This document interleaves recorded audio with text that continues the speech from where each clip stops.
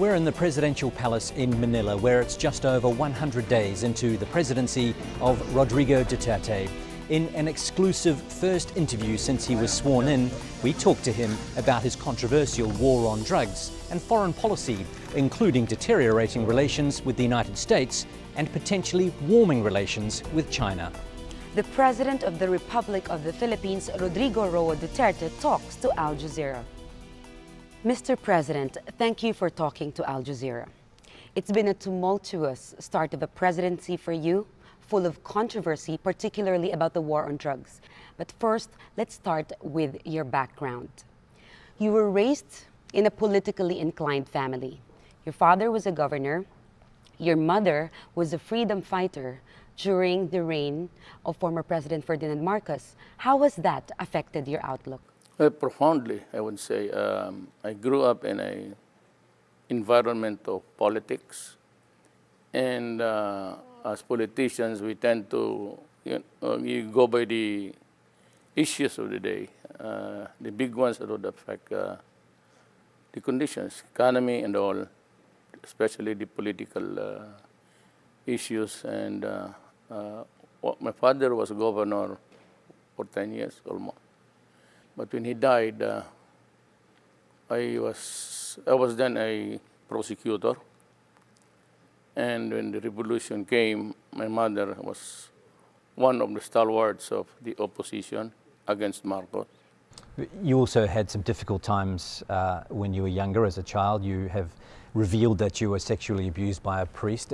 Has that shaped your beliefs? Has that helped to shape who you are now? Yes. To a large extent, actually. It's what you get along the way that shapes your character, especially. And even at that time, even your politics and how you look at the world and how you should assess them by the standards that you have used in school and in growing up, the things that you pick up along the way, you said, sorts of a blend into a collation that blends into something which is can be said forming your own values in life. Let's talk about the war on drugs now. 3,500 people have been killed so far. It seems like the whole world is talking about it at the moment. The Philippines seems to have so many problems. So why launch what is a brutal war on drugs? Because the sheer number of people contaminated will pull my country down. It will destroy the next generation of Filipinos. You know, these lives lost, some of them were lost during legitimate encounters with the police. But the fact is, at the moment, we have 3,500 people killed. And you yourself alluded to just then that perhaps some of them weren't legitimate targets. You know, there is no crime at all when you threaten criminals with death. In my country, at least, there is no law which says I cannot threaten criminals. And that was the favorite, well, of course, the cliche that they used. It became a cliche over time. And when I was president, I said, we have 3 million, according to PDEA, 3 million drug addicts, not counting mine, because it's still going on. So I said, if we do not interdict this problem, the next generation will be having a serious problem. And I announced that, again, same. You destroy my country, I'll kill you. And it's a legitimate thing. If you destroy our young children, I will kill you. That is a very correct statement. There is nothing wrong in trying to preserve the interest of the next generation. That 3 million addicts, it's not, they are not a residence of one compact area or contiguous place. They're spread all over the country. And by the sheer number, because if you are a user, you must push. Unless you are the son of a billionaire, or because you have to sustain your addiction by getting another financer for you. And then the next financer will have to get a new victim to finance it. That's how it became. That is how drugs is spread. But it was not until I became president that the widespread and the magnitude of the problem became really a serious issue. So what about the children and the innocent people who have been Well, killed? that is bad. So will those cases be investigated? Yes, do you of give? course. Do you promise Of that? course, of course. But let me tell you, this is the law of my land. Here is a police. Here is a gangster. He's armed with an M16. The gangster only a pistol. But when they meet, they exchange fire. With the police with an M16, it's one burst, and hits 1,000 people there, and they die. There's no criminal liability. It could not be negligence because you have to save your life. It could not be recklessness because you have to defend yourself. Just like when the United States and the rest of the country, when you bomb a village, you intend to kill the militants, but you kill in the process the children there. It's only how it is explained. And we are, people judge best when they condemn. So they would always place you in a bad light. But the situation does not call for that. And that explains the reason why, until now, I have yet to hear an apology for those who have in Vietnam, in Afghanistan. Never mind about the militants. Kill them. But then, in the process, 2 families, hospital, it is collateral damage. Then why is it is a collateral damage to the West, and to us, it is murder?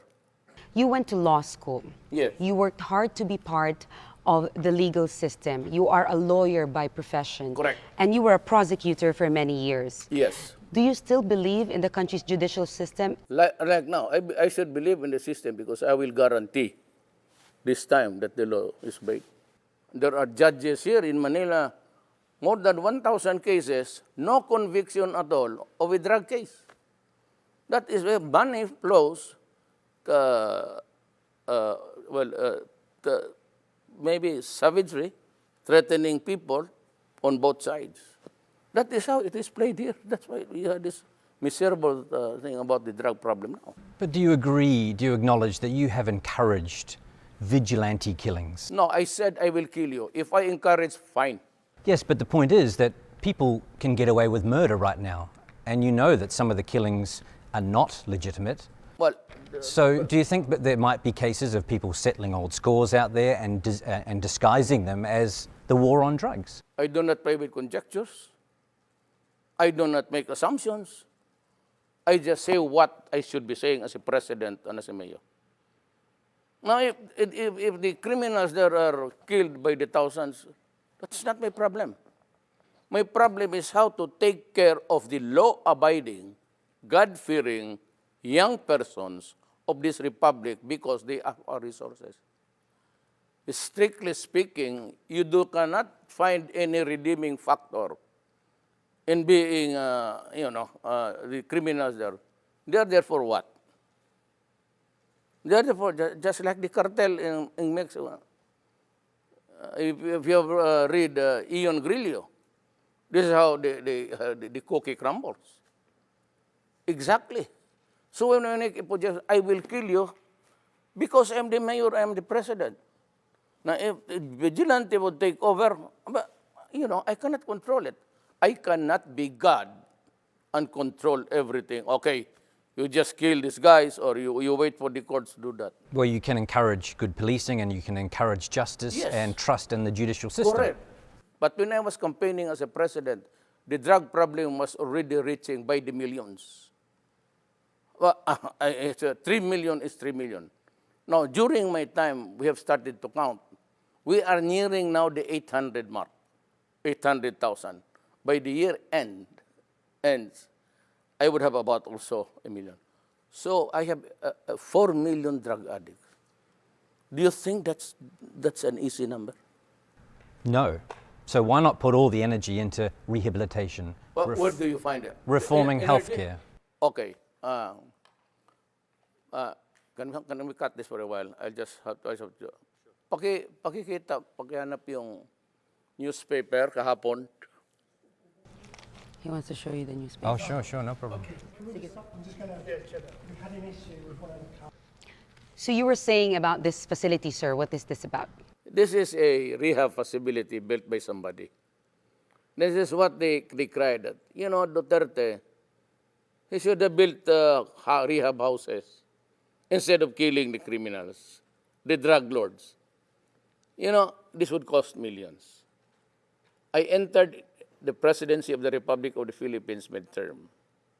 There is nothing at all left in that budget for this year, which was prepared by my predecessor, which was also prepared the other year to be implemented this year.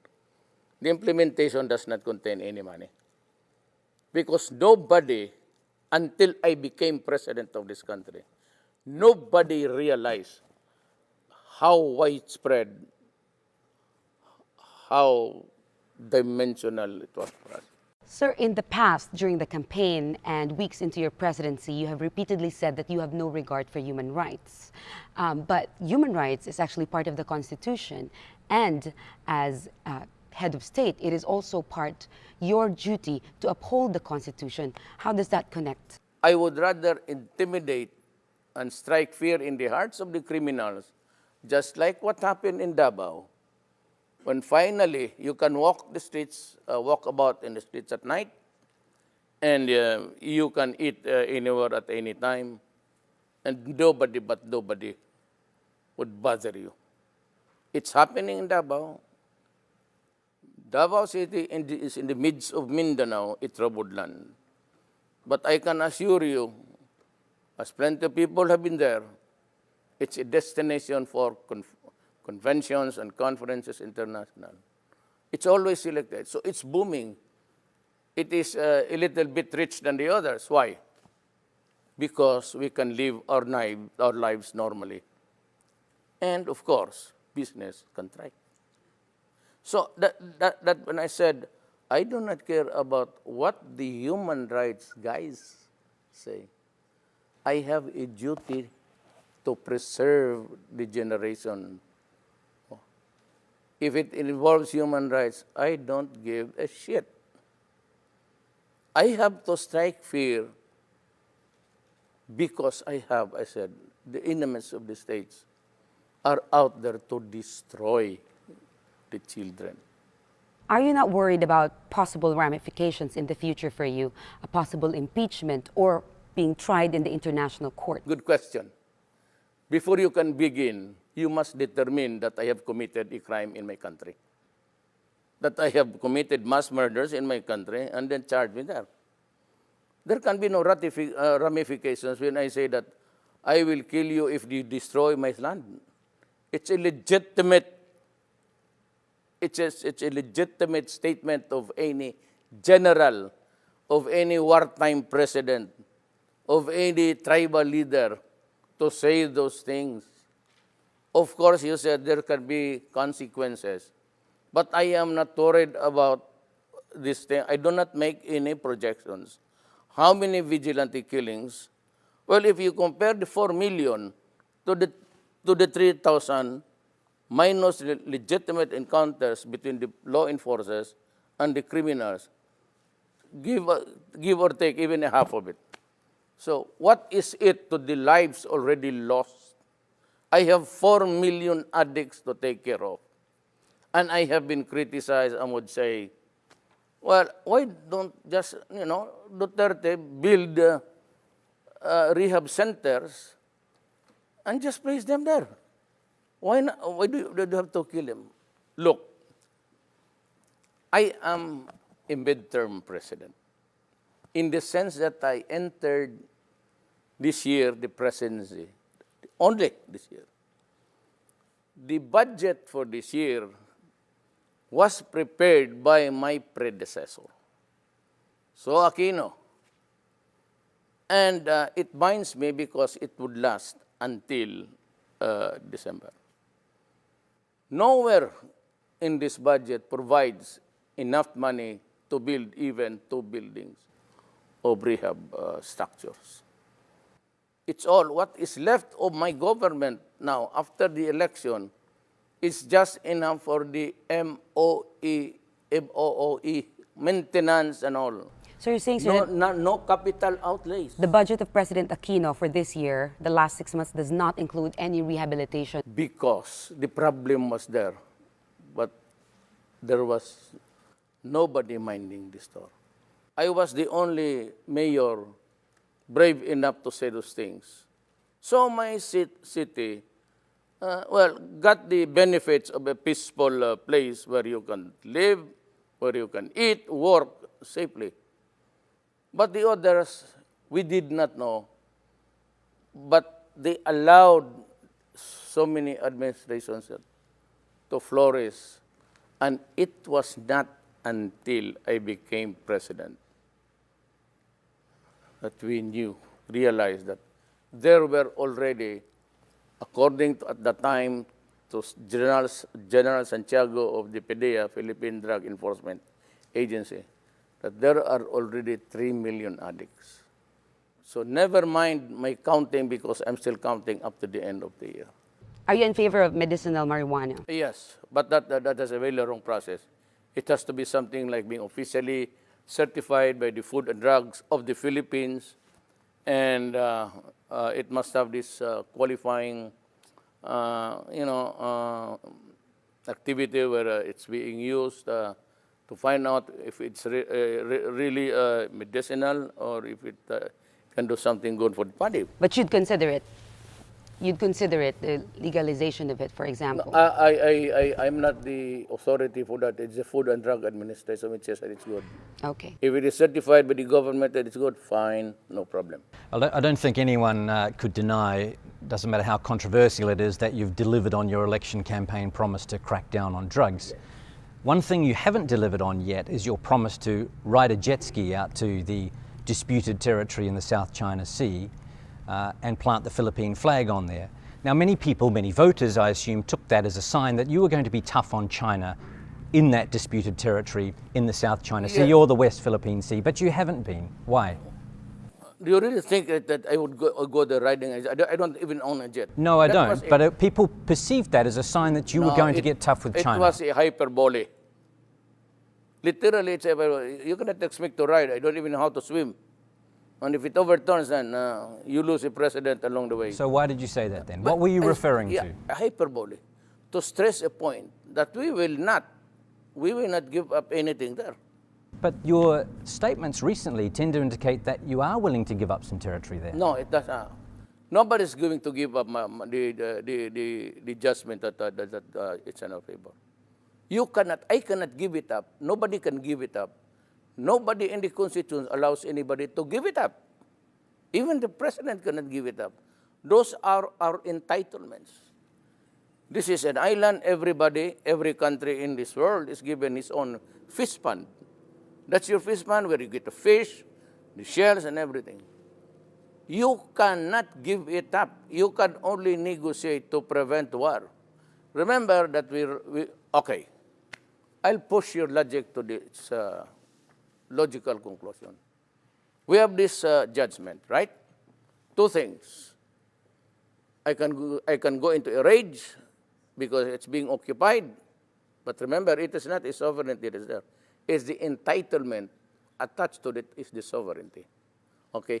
The other is to go into a rage and fight, and the other is to talk. What do you think will happen to my country if I choose to go to war? I fight alone?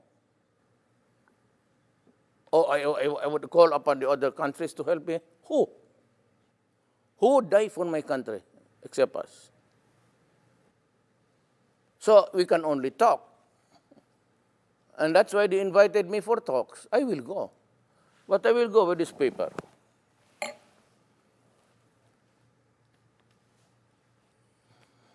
A blank sheet Mr. of paper. President, I said, this is the award. I cannot go out beyond the boundaries of this paper. Let's talk. Let's begin here. The Philippines won a landmark case against China, unprecedented in recent history, a smaller country standing up to a superpower. It declared the 9-dash claim of China invalid. Now, you're going to China, and you've mentioned previously, you said that you will not insist on the position of the Philippines on the Scarborough Shoal. Now, your critics are questioning why it seems you're going to China and negotiating from a position of weakness rather than of strength. It would be arrogant to me to go there and say, I'm going there to fight for this and that. You know, there's much to be learned in history, and even in the books, and the way the Orientals places the words in his mouth, especially the Chinese. You have to go there with a little bit of courtesy. But when you are already in front of each other, then I said, this is it. We do not go. What would be the purpose in going there without this? For what? But you can guarantee to the Philippine people that you are not going to sign away or give up hope or give up fighting for the Spratlys Scarborough Shoal. Yes, in the first they are place, I Philippine said, territory. Nobody but nobody, not even the president of this country, can give up the claim. You are not allowed to do that. That is one sure way of going to impeachment. But can you guarantee that you will fight to maintain of course. those? Nobody's going to give up anything there. I said, if the Constitution does not allow you, then who can? Then not even your mouth. That's how it is. What deals are you hoping to do when you go to China? Well, maybe we talk about, I would know, or I would not know the wherewithal, so where we would start. Then the judgmental thing would come into fore. Then some other matters about trade and commerce. And if there's any arrangement, if we want to come to a happy compromise, then we can talk about entitlements of the China Sea. But really, I cannot predict on any solid thing to talk about until I'm there. So I am not there until I am there. Will you discuss the war on drugs? Because records show that a lot of the drugs coming into the Philippines are coming from China. They understand it. That's why they'd like to help. But you know, China now is a democracy. I mean, the communist is just something which is just a thing to go by, to keep control. But everything there is free enterprise. Having said that, Mr. President, you have clearly moved away from the United States. Why do you think it is necessary for the country to distance itself from its long-standing ally in Asia? Our exclusive interview with the Filipino President Rodrigo Duterte will continue on the next episode of Talk to Al Jazeera.